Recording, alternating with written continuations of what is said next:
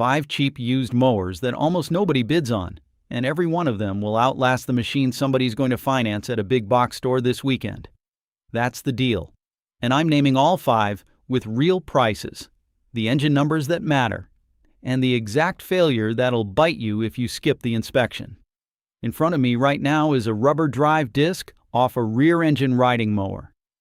It's a ring about the size of a dinner plate. It costs around $17 from an aftermarket supplier. It bolts on with 4 nuts, and when it wears down a 1/4 inch, the whole machine stops moving. That's it. That's the entire failure.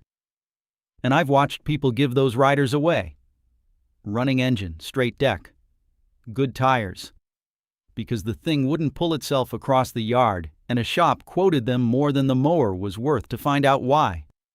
That gap is where this whole conversation lives.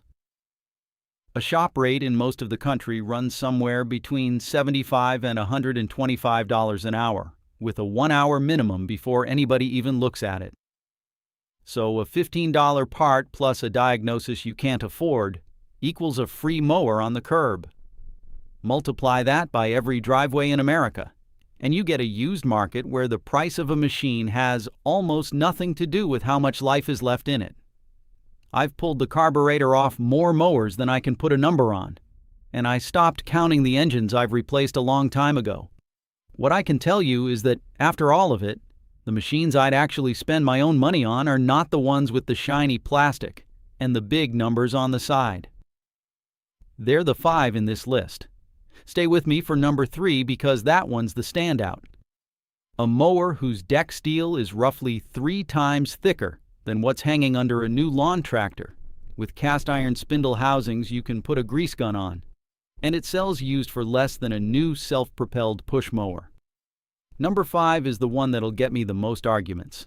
A machine with over 1,600 hours on the meter that I'd take over a brand new rider with 40 hours. And I'll walk you through the arithmetic so you can check my work. Number 4 is the shortest entry in the list because it's a simple machine and I'm not going to pad it out. It also smells like a chainsaw. One thread runs through all 5. There was a stretch where these things were built to be taken apart by whoever owned them, with a parts diagram in the back of the manual and bolts you could reach.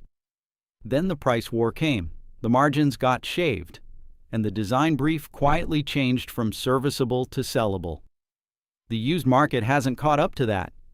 It still prices mowers on paint, plastic, and hours, the 3 things that tell you the least, while the parts that actually decide whether a mower dies at year 6 or year 26 sit there unpriced.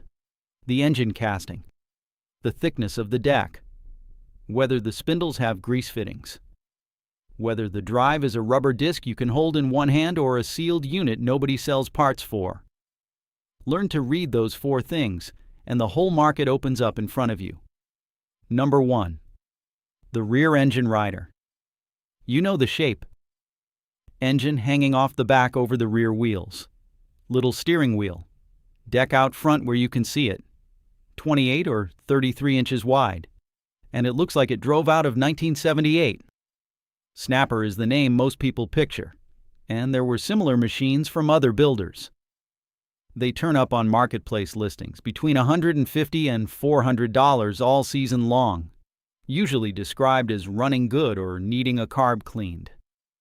Here's what people don't understand about them. The transmission isn't a transmission in the way you're thinking. On the classic disk drive setup, the engine spins a flat plate horizontally under the seat, and a rubber-rimmed disc rides against that plate. Slide the disc out toward the edge of the plate, and you go faster. Slide it toward the center, and you slow down. And there's your 5 speeds off a foot pedal.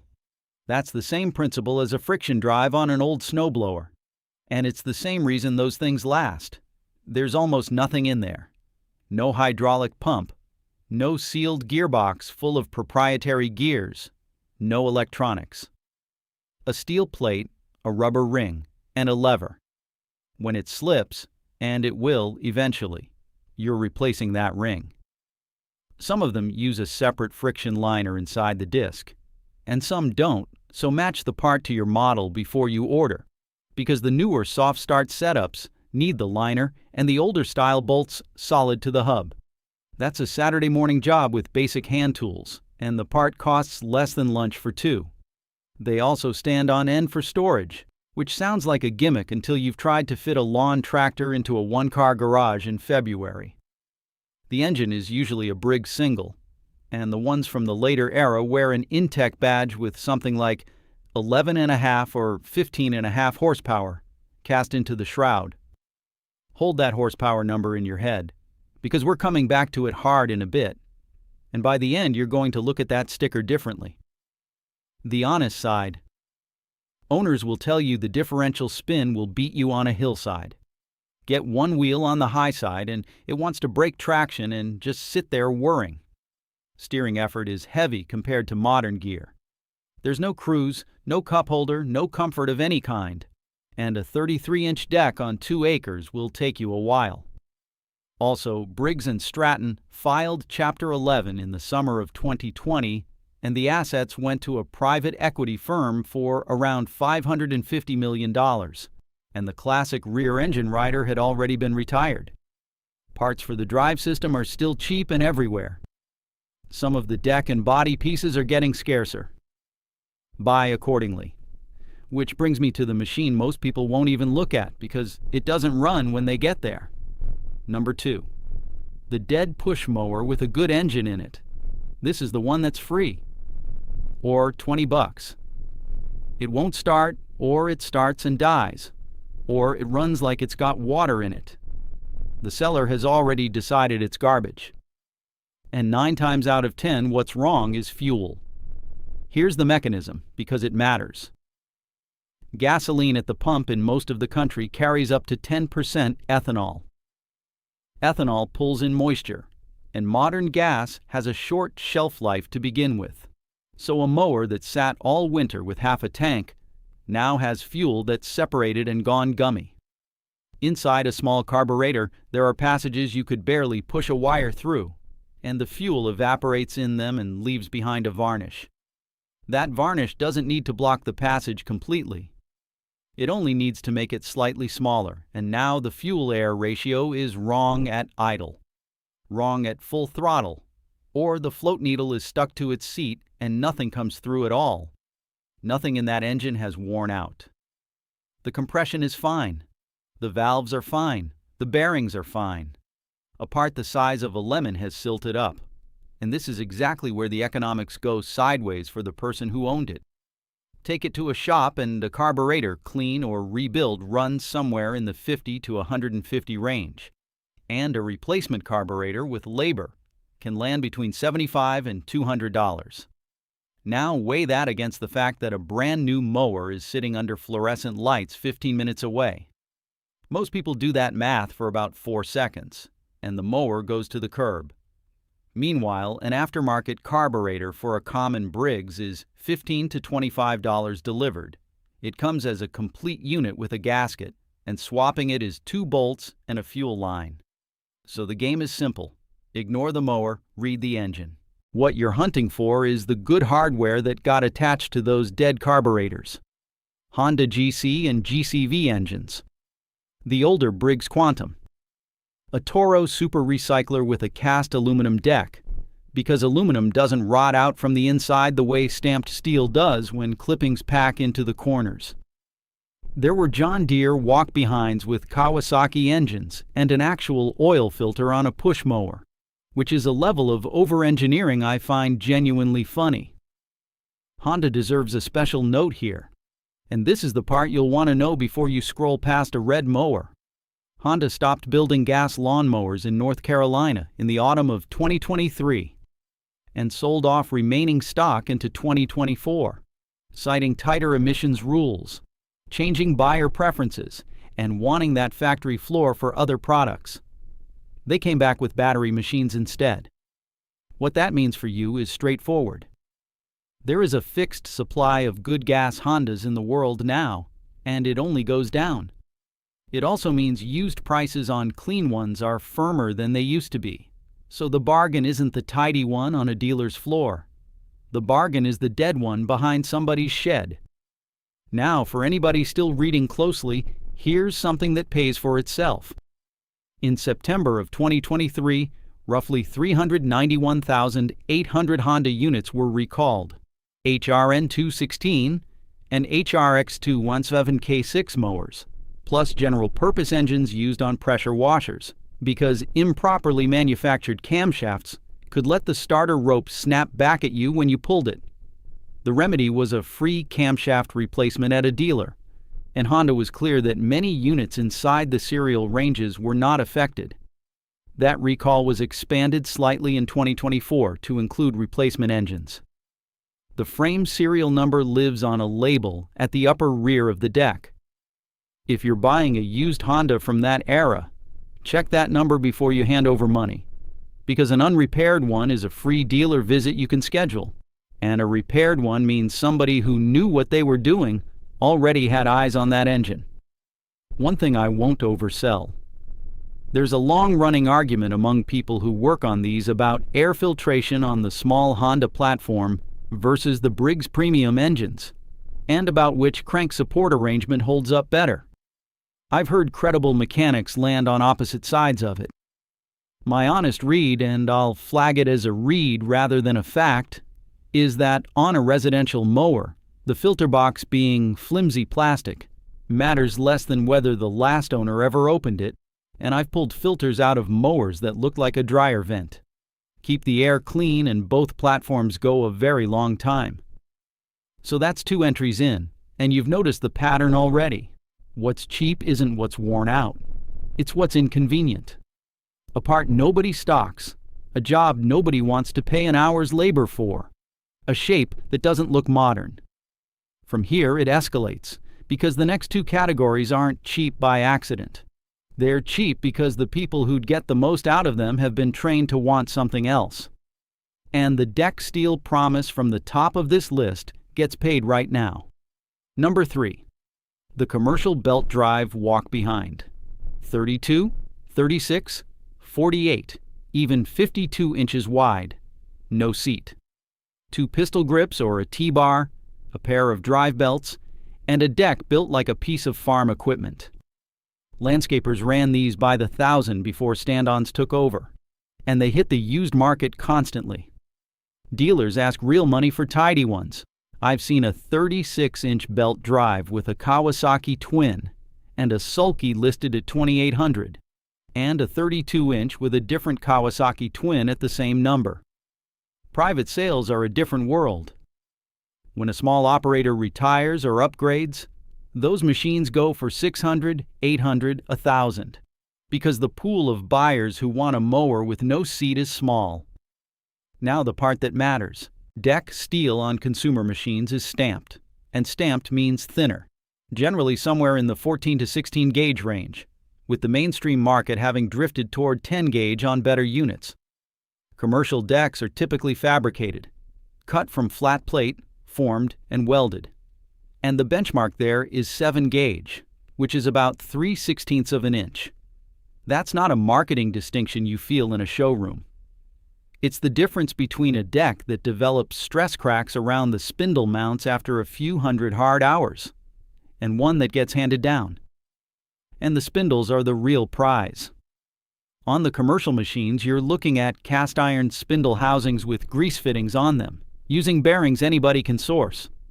On a lot of consumer equipment, you get a pressed assembly, sealed, no fitting. Replace as a unit, buy it from us. Same job, same forces, 2 completely different philosophies about who's allowed to maintain the machine. The drive is honest too. Belt drive means the engine turns a jack shaft. Belts take that to a pair of transmissions or clutches. And the grips at your hands are engaging and disengaging belt tension left and right. Belts are a wear item. They're cheap. Aftermarket deck and drive belts run around $20 to $25. And on the later machines, the drive belts come off without tools. Nothing in there is a mystery. You can stand behind one with the engine off, work the grips, and watch the entire drivetrain do its job. Bear with me for 1 more minute of this, because it's the reason these machines are worth hunting. The engines on them are the commercial tier. Kawasaki FS and FH twins, Kohler twins, and their pattern of use is the opposite of what you'd assume. A commercial mower gets its oil changed on a schedule because downtime costs a crew money, and it gets run at a steady load with the deck clean, which is the easiest life an air-cooled engine can have.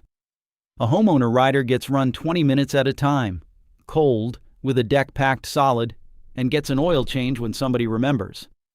Hours are not the same as wear. The honest side, and it's real. Belt drive won't hold a slope like a hydrostatic machine. Get on wet grass on a grade and you'll find out fast. Full-width machines are heavy, they need a trailer, and reverse on the older ones is a suggestion rather than a feature. The pistol grips will teach your hands things about squeezing, and there's a genuine safety point. These have an operator presence system for a reason, and a walk behind that's decided to go somewhere with you attached to it is not something you argue with. If you add a sulky and ride behind it, learn the machine on flat ground first, and keep your feet out from behind that deck. The discharge on a commercial deck throws hard enough to break a window from a good distance. You're still here, which means you're the kind of person who'd rather buy the ugly one that works. Do me a favor and subscribe. I'd rather build this for people who think like that than for people looking for shortcuts. And here's what's still outstanding. Number 5, the high-hour machine, where I'm going to argue that the number everybody uses to judge a used mower is the least useful thing on it. But first, the short one. Number 4, the 2-stroke Lawn-Boy. Aluminum deck that can't rust through. Magnesium on the older ones. So light you can carry it with one hand. And no oil to change because the oil goes in the fuel at 32:1. The last of them ran the Duraforce engine, built from about 1998 to 2004. And that same engine went on everything from the cheapest model to the commercial units. They turn up for $50 to $125 because people see 2-stroke and think trouble. The catches are honest ones. You have to mix fuel and get it right. They're loud, and some parts for the older series are getting genuinely hard to find. But as a trim mower for a small yard, or a machine that lives in a shed and starts in 2 pulls after a winter, it's a lot of mower for less than a tank of gas in a pickup. That's the whole entry. Simple machine, short section. So, 3 of the 5 are simple machines that are cheap because simple looks obsolete. The 4th is cheap because it needs mixed fuel. Now the temperature changes, because the last one is cheap for a completely different reason. It's cheap because of a number on a display, and that number has been misleading buyers for as long as our meters have been fitted. Number 5, the high-hour commercial zero-turn. Here's the situation. A landscaper's 60-inch commercial zero-turn comes up for sale with 1,600 or 1,700 hours on the meter. Buyers see that figure, think of it like miles on a car, panic, and go finance a new residential rider instead. Meanwhile, the machine sits. Let's put actual numbers around it. Exmark says its Laser Z, properly maintained, will run somewhere between 2,000 and 3,000 plus hours, and longtime cutters put the general figure around 3,000 before major work, with the caveat that a well-kept machine at 1,000 to 1,500 usually has a good 1,000 or more left in it. On the engine side, the reports scatter wildly, and I want to be straight about that rather than pick the flattering end. I've seen operators report Kawasaki twins in the 2,500 to 2,700 hour range still working, others past 4,000, and one outfit that had a rod let go at 500 hours and got it replaced under warranty. So the honest statement is that maintenance and cooling matter more than the meter, and anyone who gives you a single reliable number for engine life is guessing. Now the money. A new commercial 60-inch machine in the popular ranges sits well past $10,000. Market data on the current commercial series shows average asking prices in the $12,000 range. On the used side, older commercial units from the same family show market averages down around $2,000, with listings scattered from under $1,000 up to $7,500. A dealer near me had a 5-year-old commercial, 60-inch, with a big Kawasaki twin, suspension seat, 1,689 hours on the meter, at $4,500. Here's the arithmetic I promised. Say you buy that machine and 3 seasons in the engine gives up. A complete replacement engine for those commercial twins runs around $2,000, and it's a bolt-in job on a frame designed for it. I know of frames past 5,000 hours on their second engine, still cutting. So worst case, you're into it for $6,500 for a machine with a fabricated 7-gauge deck, cast iron greasable spindles, commercial hydraulics, and a fresh engine. The alternative was $12,000 for a new one, or $3,000 for a residential rider with a thin stamped deck and sealed spindles that owes you nothing after 8 years. What you inspect is different too, and this is where people get hurt. The engine is not the risk, it's the replaceable part. The risk is the drive. Those machines use a hydrostatic pump and wheel motor on each side, and a pump that's weeping, whining, or noticeably weaker in one direction than the other is the repair that turns a bargain into a boat anchor. Check for oil film around the pumps and reservoir, run it up to temperature, then drive it straight across flat ground with your hands even and see if it tracks. Grab each blade and rock it to feel spindle play. Get your eyes on the deck from above, along the spindle mounts and the front lip, looking for cracks and welded repairs. And look at the frame where the caster forks mount. Then check the parts of the machine that can't lie. Pedal wear, seat wear, and paint wear on the lap bars should roughly agree with the meter. A machine showing 400 hours with the grip worn down to shiny metal has had a meter replaced or a wire unplugged. Time for the part of this that has nothing to do with buying a mower and everything to do with how you got taught to judge one. Look at the sticker on any Briggs-powered mower built before about 2012, and you'll see a horsepower figure. 6 3/4, 8 1/2, 18 1/2. You made decisions with those numbers. You paid more for a bigger one. That was the entire point of them. Those numbers were the subject of more than 65 class action lawsuits, consolidated in federal court in Milwaukee. The complaints alleged that manufacturers had for over a decade overstated the horsepower of lawnmower engines to justify higher prices. And this is the part that sticks with me, that the industry's own labeling standard had been shaped to allow it, with plaintiffs pointing to a permitted margin of up to 15% on top of tested results, and a later shift to a gross rating measured under conditions your mower never operates in.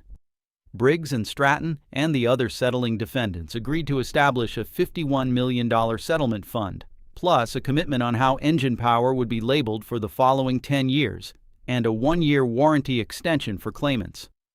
The company denied wrongdoing and said settling was cheaper than litigating. And that's a fair thing to put on the record. Want to know what your share of that came to? $35 if you owned a walk-behind.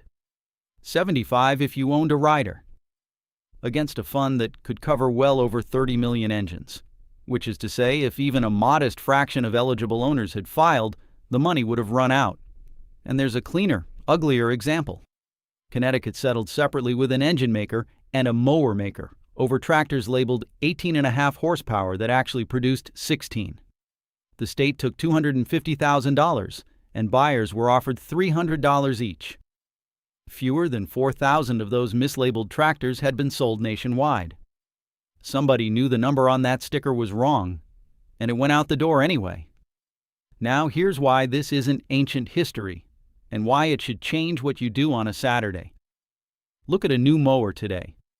Where the horsepower used to be, you'll find engine displacement in cc, or a gross torque figure in foot-pounds. Both are perfectly real measurements. Neither one tells you how hard that mower can cut wet grass, and neither one can be compared straight across between brands with any confidence. The number that was inflated didn't get corrected. It got replaced with a number too vague to be caught out. Nobody sat in a room and plotted against you. What happened is more ordinary and harder to fix. The yardstick you shop with was drawn up by the people selling the goods. The tolerance in it points in exactly one direction, and when it got embarrassing, they picked a different yardstick. You were never asked which measurement would be useful to you, so stop shopping on it. Every specification that actually predicts how long a mower lives is a specification nobody advertises, because none of them can be inflated. Deck gauge. Cast iron spindle housings with a grease fitting. the engine's model number, which you can look up in 90 seconds, whether the drive is a rubber disc, a belt, or a sealed unit with no parts diagram. Read those 4 and the sticker becomes decoration, which is the actual skill here, and it's worth more than any one mower. Being able to walk up to a machine you didn't build, spend 5 minutes with it, and come away with a fair idea of what it is and what it's worth. That's not mechanical talent. It's judgment, and judgment is learned the same way in every trade. By looking at a lot of things closely, being wrong sometimes, and paying attention to why. The old hands in this line of work weren't smarter than you. They'd just seen 400 of them. And the nice thing about judgment is where it transfers. A man who can appraise a mower can appraise a used snowblower, a generator, a pressure washer, a table saw. The questions barely change. What wears out? Is that part sold separately? Can I reach it? And does the price reflect the answer? Nobody is going to teach you that, because the whole retail apparatus is built on you not having it. You get it by handling machines, and the entry fee for practice happens to be about $50 and a Saturday. Right. The procedure. Here's the whole thing in order, so you can run it on the actual machine in front of you, rather than remembering a rule of thumb. Before you leave the house, get the engine model number out of the cellar. Look up whether that engine has an oil filter, a cast iron cylinder sleeve, and available parts. That single step eliminates half the bad buys. At the machine, cold, do this in order. Pull the dipstick. You want oil, not milk, and not the smell of gasoline. Pull the plug wire off. Then pull the starter and feel for firm, even compression. Spin each blade by hand and rock it up and down, feeling for spindle play. Look at the deck from above along the spindle mounts, not from underneath where a rust-coated deck looks the same as a sound one. Find the grease fittings, or find out there aren't any. Then start it. Let it come up to temperature, and drive it. Then cut something with it. Tall grass, not the trimmed strip by the driveway. The money rule. Add the purchase price to the parts you already know it needs. Then add $150 for the things you can't see. If that total is under half the price of a new machine of similar capability, it's a buy. If it's over, walk, no matter how much you like it. And the walk-away triggers, no negotiating. Milky oil, a cracked frame, or a welded repair near the caster mounts. A hydro drive that whines or leaks. A vibration that stays after you take the blade off. Or a seller who won't let you start it cold. Any one of those, you're done. There's another one on the market next week. Do that, and here's what you're buying. Not a mower. The bill that never shows up. There's no financing paperwork, no delivery fee, no 4-year note on a machine with a stamped deck. 5 years from now, when the neighbor is on his second replacement rider and telling you they don't make them like they used to, you'll be running the one you paid $400 for on its second drive disc and its first set of blades, and you will not have thought about it once. Now I want to hear the one you regret, not the goodbye, the confession. The mower you gave away, scrapped, or left at the curb, and found out later what it actually was. The rear engine rider you let go for $50 because it wouldn't move. The commercial walk behind you, passed on because it had no seat. The Honda you scrapped for a bent crank that turned out to be a bent blade adapter. I've made a version of that mistake and it still bothers me, so put yours in the comments and let's all wince together. If you're in the camp that thinks belt drive is a punishment and two-strokes belong in a museum, say so too. You're welcome here, and you're going to get some argument. If this was useful, subscribe. And here's the loose end I deliberately didn't pull on today.